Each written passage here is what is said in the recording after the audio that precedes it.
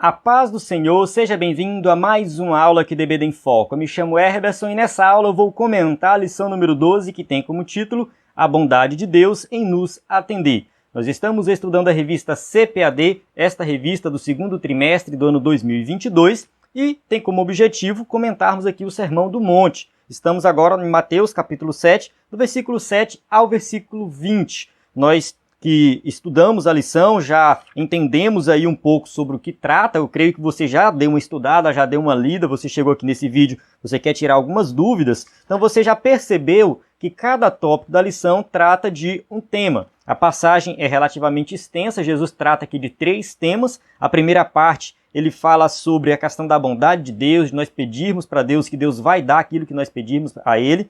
Depois a gente vê falando sobre a porta estreita, a porta larga, o caminho espaçoso, o caminho estreito também. Depois ele fala das árvores, a árvore boa e a árvore má. Então são 3 temas tratados dentro da lição, cada tópico trata de um tema. Aqui nesse vídeo nós temos como objetivo destacar alguns pontos importantes dentro de cada tópico, aprofundando dentro desses tópicos para que nós possamos compreender melhor a lição. Aqui no EBD em Foco nós temos um vídeo que é postado no começo da semana, que eu uso o slide e passo por cada tópico e subtópico detalhando tudo. Esse vídeo já foi postado, você pode assistir ele, está na descrição do vídeo aqui, um link para você assistir esse outro vídeo se você não assistiu ainda. Se você já assistiu, muito obrigado. Agora continue assistindo esse até o final para que você possa ter um entendimento mais profundo da lição.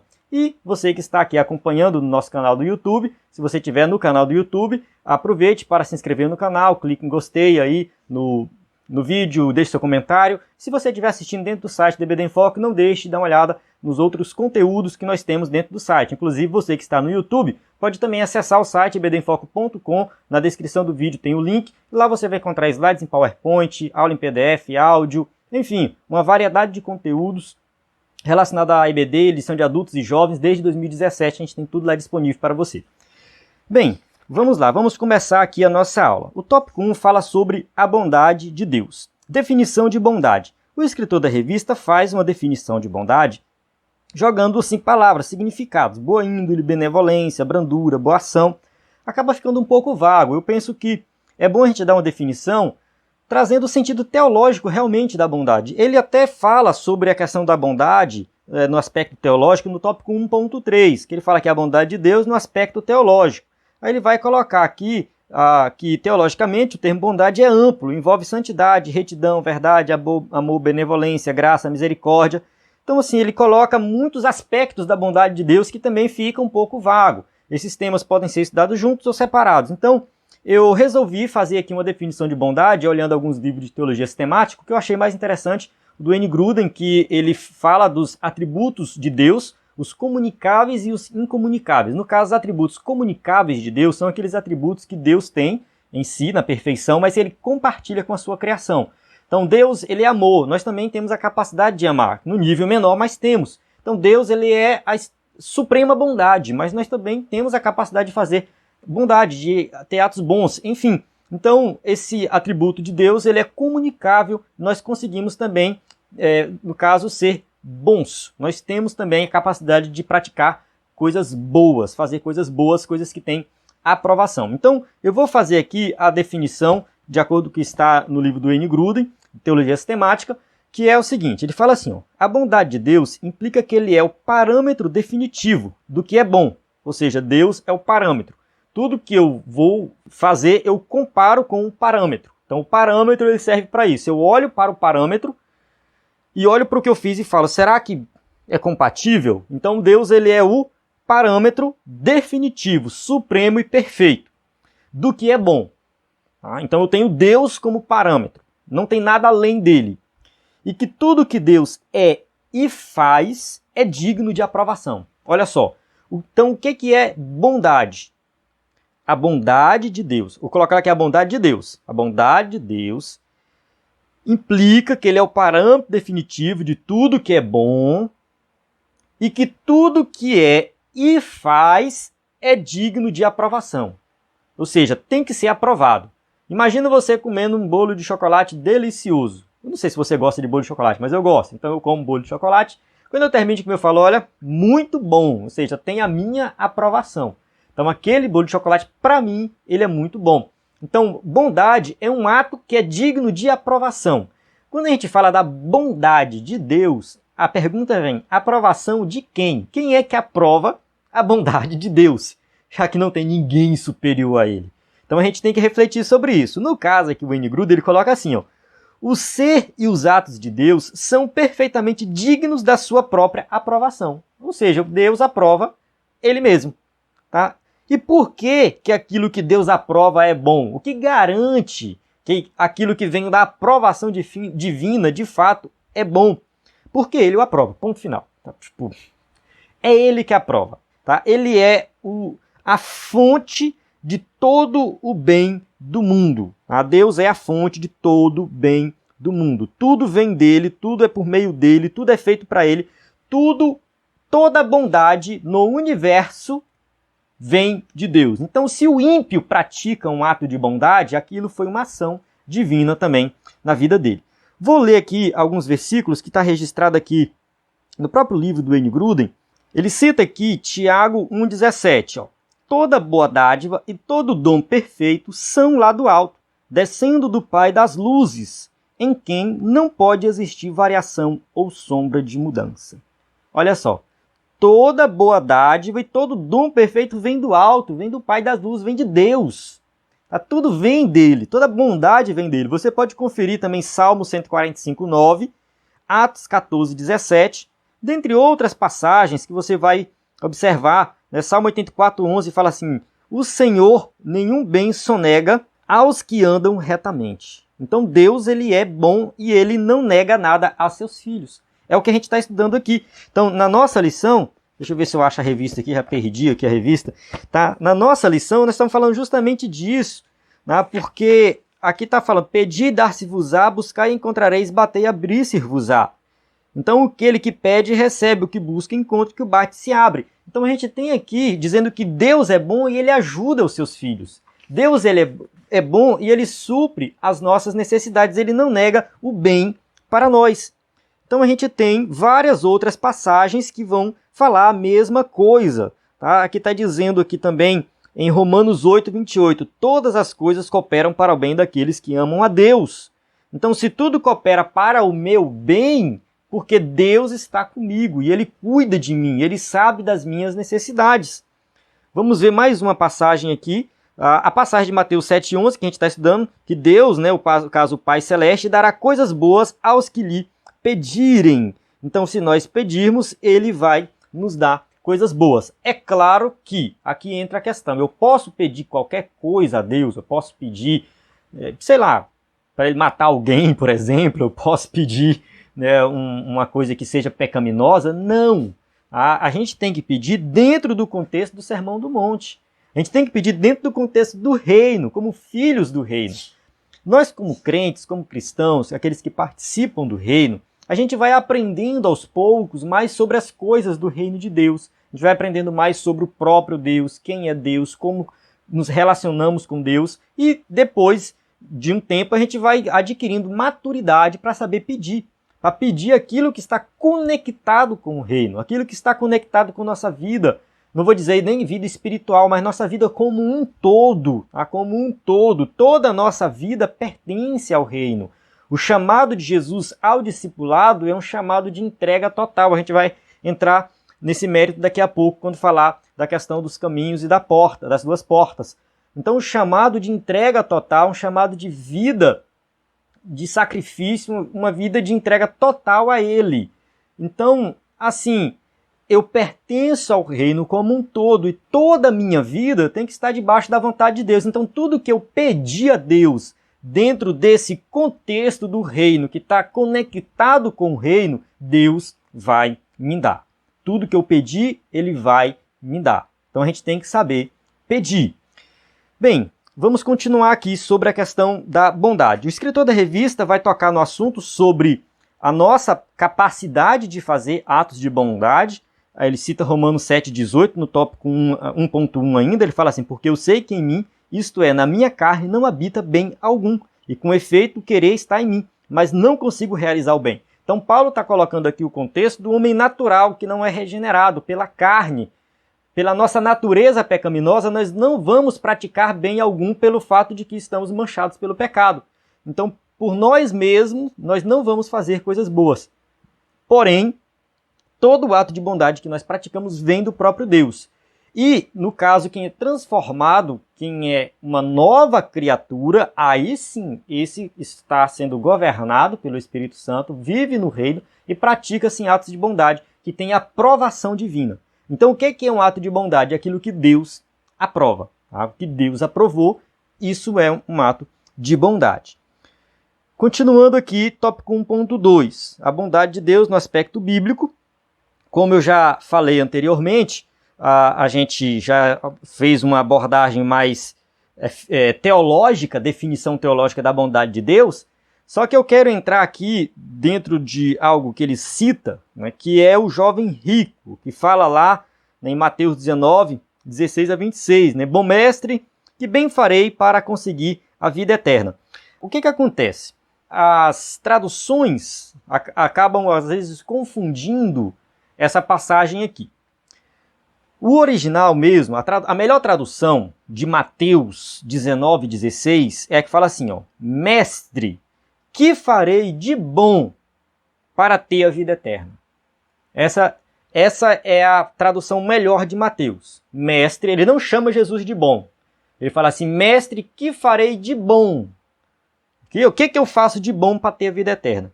Lá em Marcos 10, 17 e Lucas 18, 18, está diferente. Lá está assim, bom mestre, que farei para herdar a vida eterna? E aí algumas traduções colocam o bom nos dois lugares. Bom mestre, que farei de bom para herdar a vida eterna? Que foi o que o escritor da revista citou aqui. Então existe uma certa confusão sobre o que de fato esse jovem rico falou para Jesus. Ele chamou Jesus de bom? O bom está relacionado a Jesus ou o bom está relacionado às coisas que ele teria que fazer? Isso aqui, existe um certo debate que a gente não precisa assim, quebrar muito a cabeça. O escritor do livro aqui, o J. Carson, que eu estou usando, o comentário que eu estou usando, ele chega a fazer uma análise das várias visões e ele coloca assim, que o foco da passagem não é o atributo divino de bondade que pertence a Jesus, ou não. Se Jesus é bom ou não é bom. Tá? Aqui não está em jogo isso. Não é essa questão de chamar ele de bom ou não. Alguns teólogos levam para o lado de que quando ele chama Jesus de bom, ele está querendo se igualar a Jesus, porque ele também se considera bom, mas também isso não está muito claro na passagem. Eu até falei isso no primeiro vídeo, mas eu até, enfim, retiro um pouco o que eu disse, porque realmente o texto não vai muito por esse caminho. E aqui, na época, tinha uma cultura judaica, até o escritor que o J. Carson coloca, ele fala assim, muitos judeus acreditavam que um ato específico de bondade podia conquistar a vida eterna.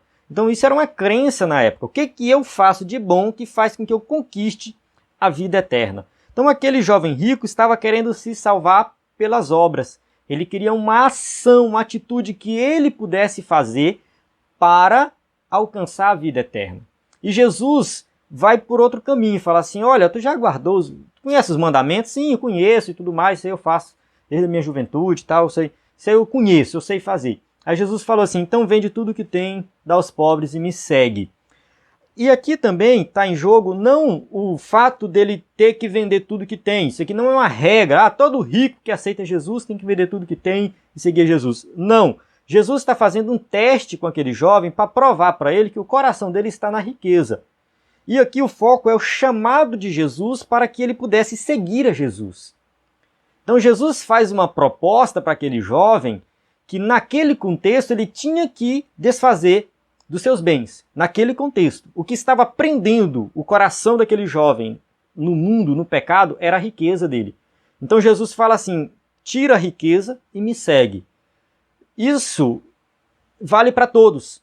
Tem alguma coisa em cada pessoa que prende ela no mundo. Às vezes é a bebida, às vezes é a droga, às vezes é o sexo, às vezes é a mentira, às vezes não sei o que é. Mas se você não abrir mão daquilo, você não vai conseguir seguir a Jesus. No caso desse jovem era a riqueza. Ele não conseguiu abrir mão da riqueza, ele não fez uma entrega total. Jesus quer uma entrega total. O que Jesus exige em todo lugar como uma condição para a vida eterna é o discipulado absoluto e radical. Isso obriga a entrega do eu. Eu tenho que me entregar por completo. Nesse contexto, a convocação de Jesus quer dizer que a verdadeira obediência à lei, em última instância, é apresentada no discipulado. Ou seja, eu tenho que obedecer aquilo que Jesus ensinou. E assim eu serei um seguidor de fato de Jesus. E aí entra a questão da porta estreita, que é o próximo tópico. Então um tema já vai puxando o outro. Então vamos prosseguir aqui para o próximo tópico, tópico 2, sobre a porta estreita. Há dois caminhos para escolher: a porta e o caminho no aspecto bíblico. Então a gente tem aqui no tópico 2, falando sobre essa passagem. Vou citar o versículo aqui, versículo 13 de Mateus capítulo 7, tá? Entrai pela porta estreita, porque larga é a porta, espaçoso o caminho que conduz à perdição, e muitos são os que entram por ela. E porque estreita é a porta, é apertado o caminho que leva à vida, e poucos há o que encontrem. Então a gente tem de um lado a porta larga e a porta estreita do outro lado. A gente tem uma que entra muitos, a outra são poucos que encontram. Da mesma forma a gente tem o caminho espaçoso, o caminho largo, e a gente tem também o caminho que leva à vida, o caminho apertado, é o caminho de renúncias. Então a gente tem aqui, assim, dentro do contexto do Sermão do Monte, algo que realmente é estreito. Eu vou pegar aqui o livro do Bonhoeffer, que eu até esqueci de colocar ele aqui em cima, mas vamos lá. Ele vai fazer uma análise dessa parte aí, bem interessante, que ele coloca assim, né? Vamos dar uma lida aqui no trecho que ele fala assim, ó. Testemunhar a verdade de Jesus e confessá-la, e ao mesmo tempo amar com amor incondicional de Jesus os inimigos dessa verdade, seu e nosso inimigo, eis um caminho apertado. Ou seja, o caminho estreito é o caminho de perseguição, é um caminho de oposição. E você testemunhar a verdade, seguir essa verdade, sofrer oposição e amar essa pessoa que te opõe, amar o inimigo dessa verdade, isso é um caminho apertado, é um caminho estreito, é a porta estreita. Crer na promissão de Jesus de que os seguidores possuirão a terra e ao mesmo tempo encontrar-se com o adversário sem oferecer resistência, preferindo sofrer injustiça a praticá-la, eis um caminho apertado. O que a gente estudou anteriormente sobre o Sermão do Monte. Você muitas vezes sofrer injustiça, ser injustiçado, abrir mão dos seus direitos, a gente falou muito disso. Isso é o caminho apertado. Tá? Ver e reconhecer o outro em sua fraqueza e sua injustiça, sem jamais julgá-lo, ter que dizer-lhe a mensagem sem lançar as pérolas aos porcos, eis um caminho apertado.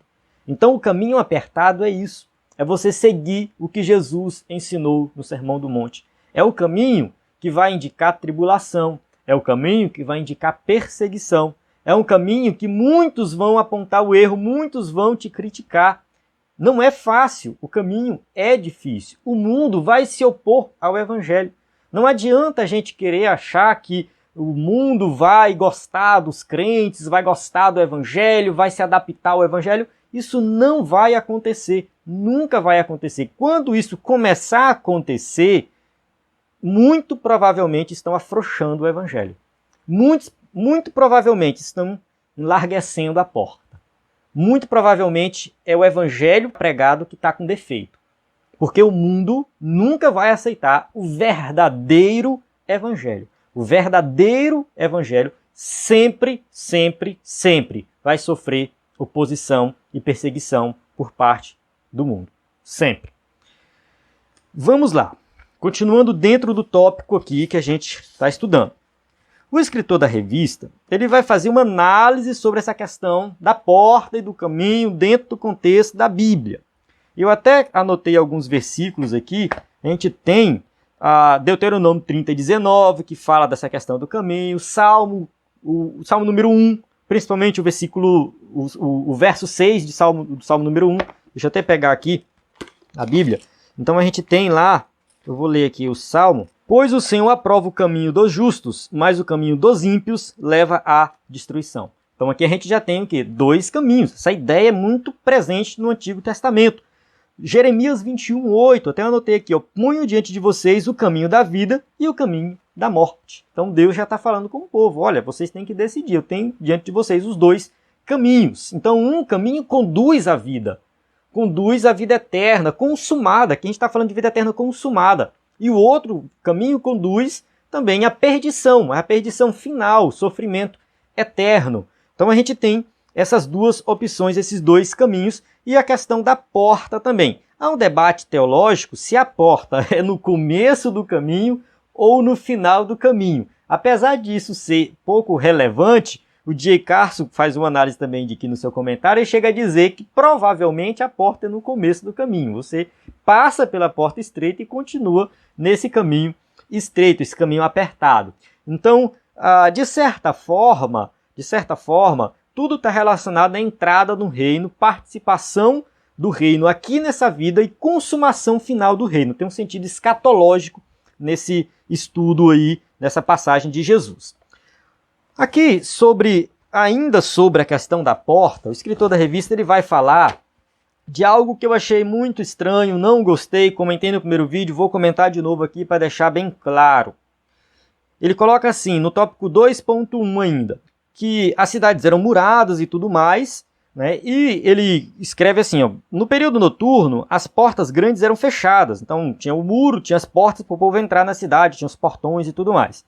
Então as portas grandes eram fechadas, permitindo apenas que ficassem abertas as portas estreitas. Essa portinhola era chamada de fundo de agulha, e quem desejasse passar por ela teria que fazer muito sacrifício.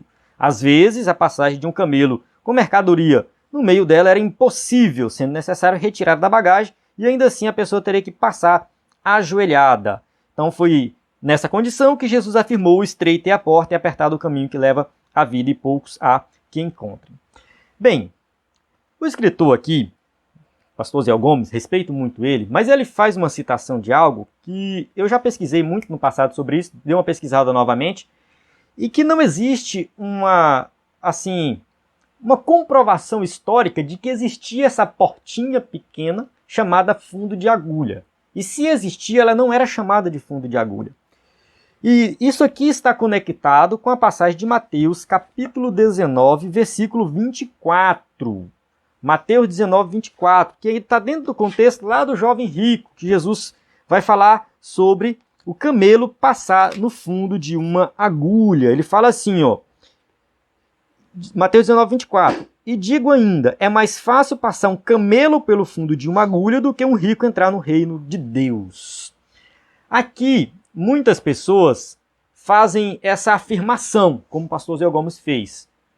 É claro, o pastor Zé Gomes está dentro daquele contexto de Mateus 7, 13, falando sobre a porta estreita, mas ele está buscando aqui também, é por isso que ele chama aqui de fundo de agulha, ele fala que fundo de agulha é aquela portinhola que ficava lá. Olha, de todos os comentários que eu li, de todos os teólogos que eu já pesquisei sobre isso, nenhum chegou a fazer essa afirmação, e todos criticam essa afirmação porque não tem um contexto histórico que comprove isso. Toda tentativa de aumentar o fundo da agulha ou diminuir o camelo acaba por completo com o ensino de Jesus nessa passagem. Porque algumas pessoas até colocaram nos comentários aí assim, ó, o camelo era uma linha na época que era feita com o pelo do camelo, que ela era muito grossa para passar na agulha. Então Jesus está se referindo a essa linha.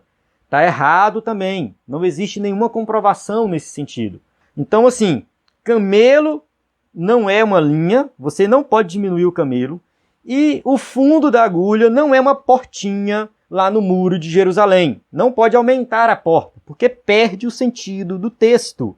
Por que que Jesus fala isso aqui? Porque na visão dos judeus daquela época, o que eu vou falar aqui é muito importante. Teve um vídeo que eu comentei que eu não tinha visto nenhuma explicação mais profunda sobre isso, mas eu já encontrei, que é sobre a visão dos judeus sobre a riqueza. Que eles acreditavam que o rico era aquela pessoa que estava próxima de Deus. Porque ele era muito próspero, Deus tinha abençoado, então ele estava mais próximo de Deus do que o pobre. O comentário Moody fala sobre isso, vai citar lá que principalmente os fariseus acreditavam nisso, que o rico estava mais próximo de Deus, e o J. Carson também fala isso. Ele coloca aqui, ó, a maioria dos judeus espera que o rico herde a vida eterna, não porque sua riqueza poderia comprar sua entrada nele, mas porque sua riqueza testifica da bênção do Senhor sobre sua vida. Então, aqui está um problema dos judeus, tá? Acreditavam que o rico já estava praticamente com a vida eterna garantida pelo fato de que ele estava mais próximo de Deus. Jesus pensa diferente, a percepção de Jesus é diferente e mais sensata que essa. Então, Jesus está falando aqui de algo impossível, que é conquistar a salvação por mérito humano. Conquistar a salvação porque tem riqueza, ou porque é pobre, ou porque é importante, ou porque é isso, ou porque é aquilo. Jesus está quebrando um paradigma aqui daquela sociedade.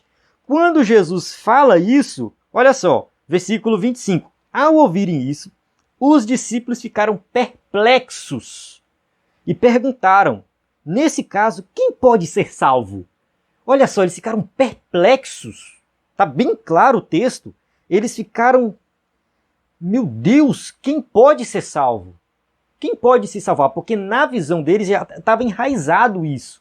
Que o rico estava próximo do reino de Deus, estava próximo da vida eterna. Quando Jesus fala é mais fácil um camelo passar no fundo da agulha, aí Jesus está falando de um camelo de verdade, que era o maior animal da época. Ele está falando de uma agulha de verdade, que era bem pequenininha. Ele está falando de algo verdadeiro. Então, quando é mais fácil um camelo passar no fundo da agulha do que um rico entrar no reino dos céus. Ah, eles ficaram perplexos com isso, porque para eles o rico já estava com a vida eterna garantida. Aí qual é a resposta de Jesus? Que eles falam assim, nesse caso, quem pode ser salvo? Ninguém vai se salvar desse jeito. Aí Jesus responde, para o homem é impossível, mas para Deus todas as coisas são possíveis. Porque a salvação é pela graça, não depende de riqueza, de pobreza, de ser importante, de não ser importante, é para todos. Então Jesus está colocando aqui que a salvação é para todos. É nesse sentido.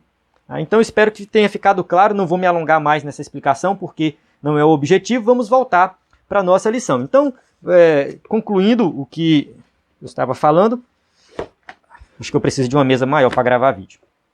Na verdade eu tenho, mas é em outro lugar, então nesse lugar aqui a mesa é pequena mesmo. Os irmãos que acompanham nossos vídeos de destaque aí sabem, né, que tem um momento que eu gravo com a mesa maior, sentado, aqui eu já gravo em pé, é diferente. Bem, então voltando aqui para a nossa lição, a gente tem aqui, né, que o escritor da revista ele vai, né, fazer a seguinte pergunta, né, no tópico 2.2, o que as duas portas e os dois caminhos ilustram para nós? Então, ele vai colocar aqui, né, que, assim, nós temos que nos esforçar, nos dedicar. Ele cita aqui Lucas 13:24, porfiai por entrar pela porta estreita, porque eu vos digo que muitos procurarão entrar e não poderão. Então esse verbo porfiar significa esforçar com zelo extremo, empenhar em obter algo. Então fala de um desejo de você entrar e participar do reino, mesmo na dificuldade, mesmo na tribulação, mesmo na perseguição. Mas você vai se esforçar com dedicação para participar do reino de Deus. Então se esforce com zelo para entrar por essa porta. E da mesma forma, o caminho. Tá? Então eu já li aqui o trecho do livro do Bonhoeffer, né, que fala que o caminho estreito, a porta estreita, está relacionado à questão do Sermão do Monte, tudo que foi ensinado no Sermão do Monte. Seguir o que foi ensinado no Sermão do Monte vai muitas vezes causar perseguição, tribulações e tudo mais. Mas nós não devemos desistir. Já a porta larga e o caminho largo já é algo, né, está liberado, pode tudo. Né? Então aqui as obras da carne, né, ele coloca assim, ó, pela porta larga é possível passar as obras da carne, prostituição, impureza, inimizade, porfia, peleja. Então tudo que não presta, tudo que vem do mundo, todos os pecados estão liberados na porta larga, no caminho largo. Esse conduz à perdição. Esse é o que vai a maioria. A maioria está lá, muitos são que vão nele. Agora no caminho estreito já é diferente. Já são poucos. A salvação é pela graça, está disponível para todos. Mas a gente chega para uma multidão e prega. Quantos se convertem? São poucos que vão entrar nesse caminho. São poucos que realmente estão, de fato, aqui dispostos a abrir mão dos seus pecados e tomar essa decisão e aceitar o chamado de Jesus. Vamos para o tópico 3 agora, que fala sobre os falsos profetas, tá? A mentira dos falsos profetas. Aqui a gente tem uma passagem que fala sobre as duas árvores. Aí ele vai falar, versículo 15, acautelai-vos, porém, dos falsos profetas, né, que vem vestido de ovelha e tal, mas são lobos devoradores. E no versículo 16 já vai falar do fruto. Por seus frutos conhecereis. Aí ele vai dar esse exemplo aqui, ilustrar, né, sobre a questão de uma árvore boa produz frutos bons, mas a árvore má produz frutos maus. Então a gente tem como se diz assim, essa dica de Jesus para nós identificarmos quem de fato é salvo e quem não é, quem é o verdadeiro profeta e quem é o falso profeta. Porque seria bem complicado nós vivermos numa situação em que nós não conhecemos. A gente vê lá a parábola do joio e do trigo, os trabalhadores falam assim, a gente vai tirar logo, separar. Não, cuidado, porque você pode cortar o trigo pensando que é joio. Então não é o nosso papel, então fica para os anjos lá no final. Lá no final fica para os anjos fazer essa divisão. Só que como fica a convivência dentro da igreja se você não sabe quem é o falso profeta e quem é o verdadeiro profeta? E se nós não tivéssemos esse ensino de Jesus, nós poderíamos ficar desconfiados. Será que esse meu irmão aqui do lado é verdadeiro? Será que aquele ali é verdadeiro? Será que aquele pastor que está pregando ele é um verdadeiro profeta? Então a gente ia ficar nessa investigação o tempo todo, querendo saber quem é verdadeiro e quem é falso. Jesus fala assim, pelo fruto vocês vão conhecer. O fruto aqui está fazendo um contraste entre a aparência e a realidade. Então a pessoa aparenta ser algo, mas na prática ela é outra coisa totalmente diferente. Ela tenta disfarçar por um tempo, mas é impossível ela levar isso por muito tempo. É muito difícil, muito difícil, muito difícil. Vamos ler aqui um trecho do livro do J. Carson. Ele fala assim, ó. De longe, os pequenos bagos escuros de amora preta podem ser confundidos com uvas. E as flores de determinados cardos podem enganar e fazer pensar que figos estão crescendo. Mas nenhum deles engana por muito tempo. O mesmo acontece com as pessoas. No fim, o fruto do indivíduo, não só o que ele faz, mas tudo o que ele diz e faz revela o que ele é. Basta ler Tiago 3:12. Vamos ler Tiago 3:12? Citei aqui. Vamos ler. Meus irmãos, pode uma figueira produzir azeitonas ou uma videira figos? Da mesma forma, uma fonte de água salgada não pode produzir água doce. Está bem claro nas Escrituras, principalmente nos ensinos de Jesus e de Tiago. Tiago era irmão de Jesus e tem muito do ensino de Jesus, muito do Sermão do Monte na carta de Tiago. Até recomendo você ler a carta de Tiago. Agora, a gente finalizando o Sermão do Monte, e tentar encontrar os paralelos. Pode até passar uma atividade para os seus alunos aí para ler Tiago e tentar identificar o que é paralelo com o que Jesus ensinou. Mas vamos lá. Está bem claro que o fruto vai chegar um momento que ele vai brotar, ele vai produzir. Então a pessoa ela pode até enganar por um tempo. Ela pode passar um tempo ali disfarçando. Mas o fruto, ele vem sem a vontade da árvore. A mangueira, ela não fala assim, eu vou produzir manga. Ah, não, esse ano eu não vou produzir manga. Não, simplesmente a manga vem. Ela vai sair. Né? Vai sair. Então, o fruto do falso profeta, o fruto mau, o seu mau caráter, as suas más palavras, tudo que ele faz, um dia vai ficar evidente. E nós vamos perceber. Não é o nosso papel cortar, como Jesus falou lá na parábola do joio e do trigo. Mas está bem claro, acautelai-vos, tenham cuidado, prestem atenção, tenham controle sobre isso. É claro que entra alguns momentos, algumas questões aqui que a gente vai realmente expulsar, tirar do meio de nós. Mas aqui não é o caso de nós entrarmos dentro desse estudo aqui, que já é um outro estudo que puxa por uma outra parte. Mas a gente tem que ter muito cuidado mesmo. Então, o falso profeta que Jesus está falando aqui, ele está falando de alguém que está no meio da igreja, alguém que participa da igreja, e alguém que o seu coração já tem a intenção ruim. Nós não estamos falando aqui do irmãozinho que cometeu um equívoco teológico, que leu um livro diferente, resolveu pregar algo diferente na igreja e falou alguma heresia.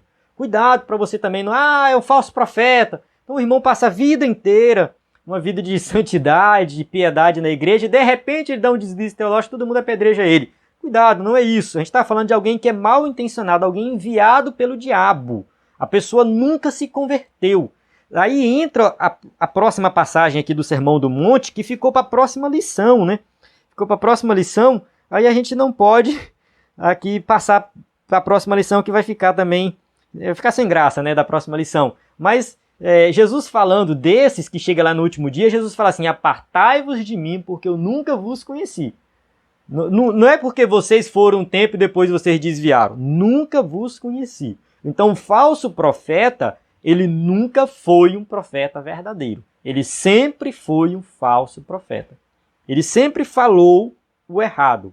O escritor da revista vai dar algumas dicas para você identificar. Os seus ensinamentos minimizam a Cristo e glorificam a si mesmo. Então quando você vê um pregador, um teólogo glorificando a si mesmo, cuidado, ele é um falso profeta. E aqui a gente vai observar que ele vai ensinar doutrinas diferentes, tá? Em 1 Timóteo 6,3, alguma outra doutrina, se não conforma com as sãs palavras do nosso Senhor Jesus Cristo.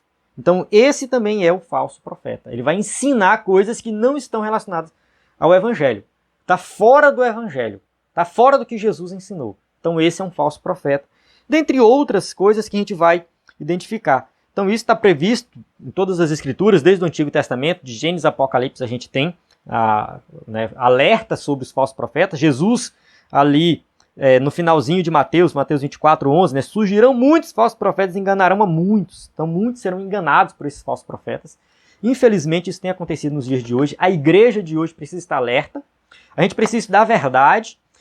Está chegando a próxima lição, a próxima revista. Eu já li. Na verdade, até hoje eu li até a lição 10, falta ler a lição 11, 12 e 13, estou terminando de ler ela, mas eu observei nessa lição, depois eu vou fazer um vídeo somente sobre ela, mas eu observei que o escritor, ele se dedica muito tempo em estudar o erro, o errado. Eu não gosto muito disso. A revista é muito bem escrita, viu? Não estou criticando o escritor, muito bem escrita, muito bem fundamentada, muito didática, vai ser excelente. Só alertando para quem, já puxando um alerta relacionado a essa lição e já mais puxando um alerta para o próximo trimestre, é que a gente tem que se prender na verdade. A gente tem que estudar a verdade. Conhecendo a verdade, a gente vai conhecer o erro, conhecer a mentira. Porque o mundo tem bilhões de coisas erradas. Então não adianta a gente querer estudar, vou estudar essas 3 aqui. Não, tem mais outras 3, mais outras 3, mais outras, e mais outras, e mais outras, e mais outras. Então a gente tem que conhecer a verdade, porque conhecendo a verdade a gente vai saber identificar o errado. Então a melhor maneira de você identificar um falso profeta é conhecendo a verdade. Sermão do Monte. Estude, medite e pratique o Sermão do Monte. Aí você vai conseguir identificar quem não pertence ao reino. Amém? Bem, encerro aqui. Espero que você tenha compreendido o conteúdo da aula. Se por acaso falhei em algo, fugi do assunto, me perdoa. Deixe seu comentário, deixe sua participação, qualquer dúvida, deixa aí que a gente está disposto a responder. Muitas vezes na correria a gente não tem tempo de responder todos os comentários, mas a gente lê todos os comentários, aparece para a gente ler. Só a questão da resposta que às vezes toma um pouco de tempo, mas se for alguma dúvida específica a gente responde sim. Na descrição do vídeo tem o nosso WhatsApp, também pode mandar mensagem por lá. Encerro aqui, a paz do Senhor, até a próxima aula.